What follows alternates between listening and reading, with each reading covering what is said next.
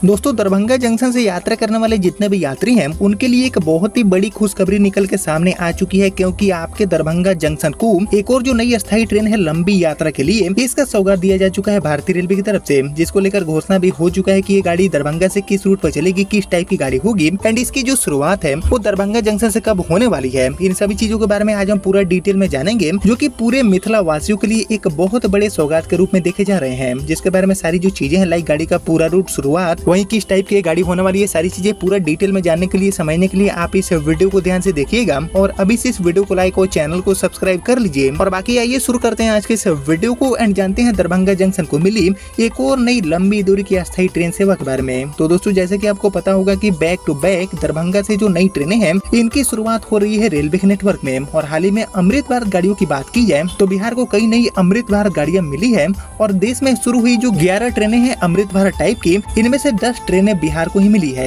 यानी कि बिहार को अमृत भारत गाड़ियों का एक जो बड़ा हब है वो रेलवे ऑलरेडी बना चुकी है एंड और भी जो नई ट्रेनें हैं इनकी शुरुआत आपको अमृत भारत के रूप में बिहार के लिए देखने को मिलेगी। लेकिन यहाँ पर बात करेंगे दरभंगा जंक्शन की, तो बेसिकली दरभंगा जंक्शन से जो लॉन्ग डिस्टेंस रूट है उन पर ट्रेनों की संख्या बढ़ाने एंड नई शुरुआत करने की काफी ज्यादा नीड दिखती है, जिसको लेकर बड़ी संख्या में यात्री भी मांग करते हैं। और इसी चीज को ध्यान में रखते हुए एक बहुत बड़ी सौगात देते हुए दरभंगा से एक काफी इंपॉर्टेंट रूट पर ये जो नई अस्थायी लंबी दूरी की ट्रेन है इसकी शुरुआत करने का फैसला लिया गया है, जो कि सप्ताह में कितने दिन चलने वाली है, फ्रीक्वेंसी क्या रहेगा, इन सभी चीजों को लेकर भी घोषणा हो गया है। साथ ही गाड़ी की शुरुआत कब होगी ये भी यहाँ पर बताया गया है। तो आइए मैं आपको सबसे पहले बताता हूँ कि दरभंगा से गाड़ी का पूरा रूट क्या रहेगा, आखिर दरभंगा से किस लॉन्ग डिस्टेंस रूट पर इस गाड़ी का तोहफा दिया गया है पूरी तरह से अस्थायी तौर पर। तो एक्चुअली दरभंगा जंक्शन को मिली ये जो नई अस्थायी ट्रेन है इसका संचालन रेलवे करने वाली है बिहार के दरभंगा एंड राजस्थान के अजमेर तक के लिए, यानी कि एक लॉन्ग डिस्टेंस रूट जिस पर अभी तक कोई भी ट्रेन अवेलेबल नहीं है अस्थायी तौर पर। इवन कोई भी टीओडी गाड़ी को भी अभी रेलवे दरभंगा से अजमेर के लिए ऑपरेट नहीं करती है। तो इसी इम्पोर्टेंट रूट पर ये जो नई अस्थायी लंबी दूरी की ट्रेन है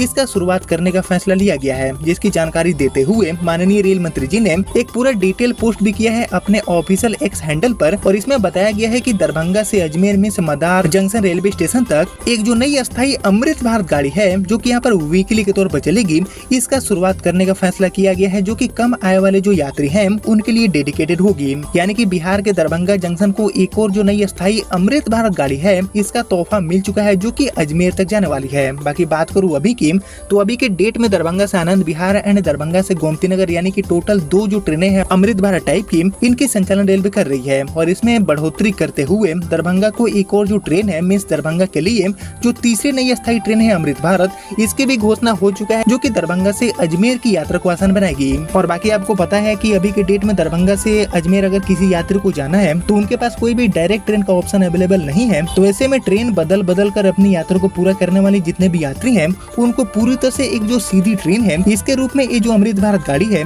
इसका सौगात देने का फैसला किया गया है, जो कि शुरुआत में वीकली के तौर पर चलेगी। वहीं इसके लिए पूरे रूट की बात की जाए तो ये गाड़ी पहले चलाई गई दरभंगा से दौराई वाली जो एक्सप्रेस ट्रेन थी, जो की एक्चुअली दरभंगा के बाद सीतामढ़ी, रक्सौल, सिकटा, नरकटियागंज, कप्तानगंज, गोरखपुर के रास्ते चलाई जा रही थी। इसके ही रूट पर ये गाड़ी भी आपको देखने को मिल सकती है, ऐसी जानकारी मिली है, क्योंकि दरभंगा के अलावा जो चंपारण रीजन है उसका भी कनेक्टिविटी राजस्थान या फिर अजमेर के साथ बहुत बेहतर नहीं है। और इसी चीज को ध्यान में रखते हुए मिथिला के साथ चंपारण रीजन के लिए भी ये जो अमृत भारत गाड़ी है वो पूरी तरह से डेडिकेटेड हो सकती है। बाकी यहाँ पर बात करेंगे शुरुआत की कि आखिर पीएम श्री नरेंद्र मोदी जी गाड़ी को कब हरी झंडी दिखाएंगे, कब हमें शुभारंभ देखने को मिलेगा। तो इसको लेकर अभी तक मिली जानकारी के अकॉर्डिंग ये जो नई घोषित दरभंगा अजमेर अमृत भारत गाड़ी है जिसको लेकर हाल ही में रेल मंत्री जी ने घोषणा किया है, इसकी शुरुआत आपको बिहार विधानसभा चुनाव से पहले देखने को मिल जाएगी। यानी कि आपको अक्टूबर के आखिरी तक इस गाड़ी की शुरुआत देखने को मिलेगी, क्योंकि नवंबर में विधानसभा चुनाव होने वाले हैं। ऐसे में बात करेंगे दरभंगा की, तो दरभंगा वासियों के लिए ये बहुत बड़ी सौगात साबित हो सकती है, क्योंकि राजस्थान के जो कई शहर हैं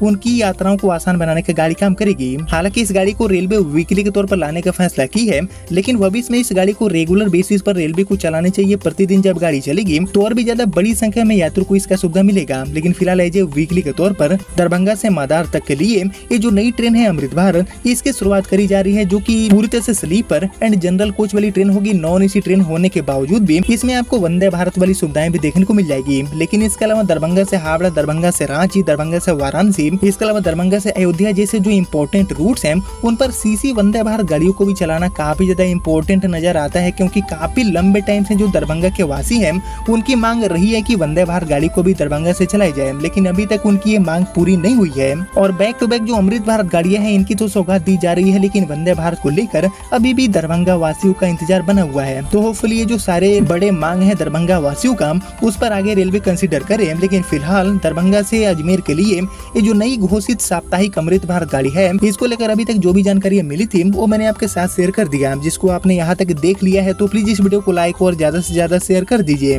एंड मैं मिलता हूँ आपसे अगले वीडियो में, तब तक के लिए जय हिंद जय भारत।